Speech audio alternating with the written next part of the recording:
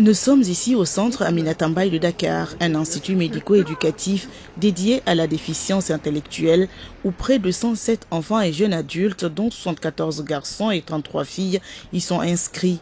Le plus jeune d'entre eux a 4 ans et la plus âgée 32 ans. Tous sont atteints d'une déficience légère ou moyenne et 8 d'entre eux sont diagnostiqués autistes. On l'appelle le mongolisme ou le syndrome de Down ou encore la trisomie 21. Cette anomalie génétique est la plus fréquente des incohérences chromosomiques et affecte un enfant sur 750 naissances, quel que soit le groupe ethnique, la race ou la couche sociale. La trisomie 21 demeure donc la cause principale du retard mental chez les personnes déficientes intellectuelles et elle reste mal connue du grand public. Au Sénégal, on compterait environ 3000 enfants atteints de trisomie 21 et la plupart d'entre eux sont issus de ménages pauvres qui n'ont pas les moyens de leur prise en charge adéquats. Alors, c'est une grande école pour les enfants qui ont des difficultés, qui ont des handicaps intellectuels, psychomoteurs et autres, parce que très souvent c'est associé. Et parmi ces enfants, il y a essentiellement la trisomie 21.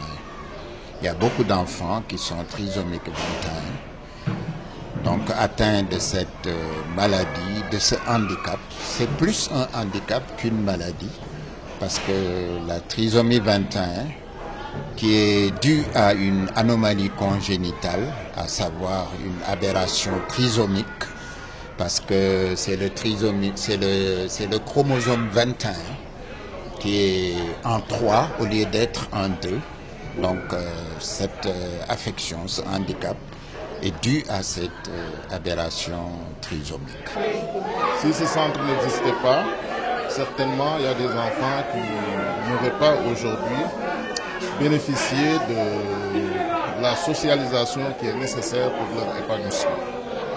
Et donc, depuis que ce centre a existé, nous avons constaté qu'il y a eu beaucoup d'améliorations au niveau de la prise en charge de ces enfants-là, parce qu'il n'y avait pas de structure spécialisée dans ce domaine.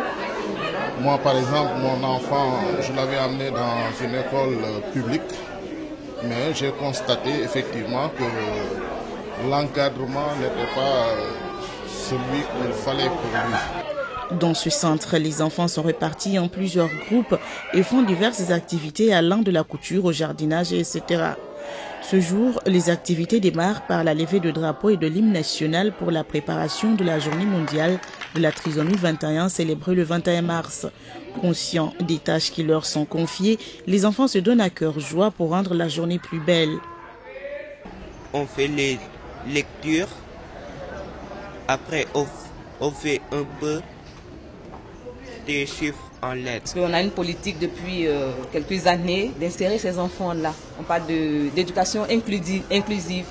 Donc on envoie certains qui vont pour l'horticulture à Cambérène, qui est une structure étatique.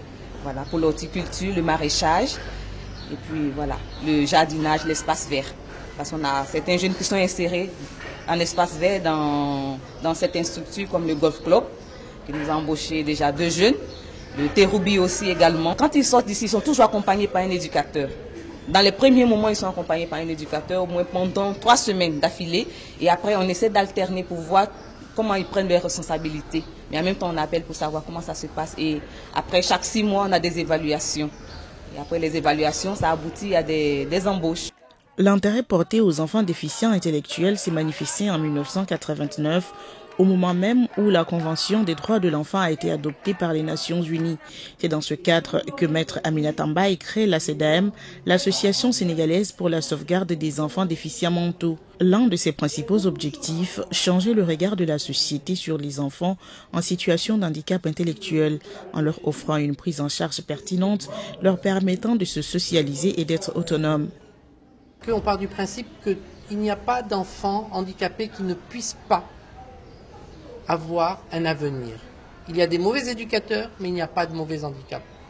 Tout enfant peut aujourd'hui avoir un métier plus tard, ou une occupation si il ne peut pas avoir un métier. Aujourd'hui, depuis qu'on est là, nous avons 22 enfants qui ont eu des contrats à l'extérieur. Et nous espérons continuer que les sociétés de la place nous acceptent de prendre en stage nos enfants et s'ils se comportent bien, de leur donner un petit contrat.